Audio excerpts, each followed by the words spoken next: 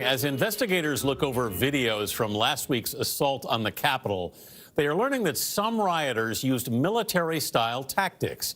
Those rioters appeared to use methods like hand signals to communicate, suggesting they had military training.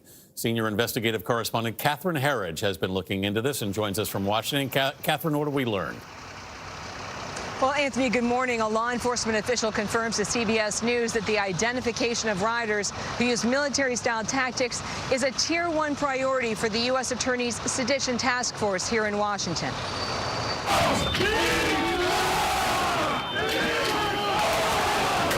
With federal investigators sifting through more than 130,000 digital media tips, some videos stand out. I ran this by probably 3 or 4 senior SWAT guys, and we all kind of agreed some kind of training. Scott Sweeto is a former FBI and ATF explosives expert who investigated the 1995 Oklahoma City and 1996 Centennial Olympic Park bombings. You have all these people that are facing away from the Capitol. They're singing.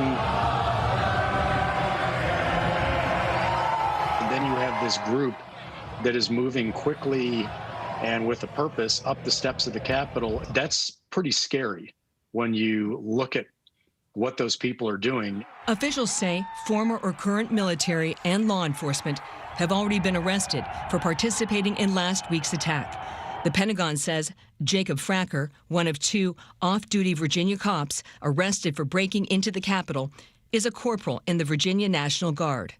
And the Army is still trying to determine the current status of Thomas Robertson, who apparently served at different times both for the National Guard and reserves.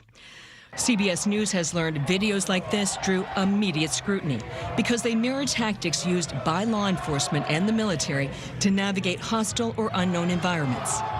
What are small unit tactics? You know, small unit tactics are ways that military can blanket and communicate and try to get to a primary target that they have. Frank Salufo is a former senior Homeland Security official. This isn't out of a basement. This isn't playing a whole lot of video games. This is something that there was some training here. There's no question. Once the Capitol was breached, CBS News has learned a D.C. police officer witnessed some rioters using military-style hand signals to communicate. It would not be unusual for people to come up with physical signals such as tapping them, pulling on them, something that would work in a crowd where you had a lot of noise and a lot of chaos. Why is the identification of individuals like this so important to the investigation?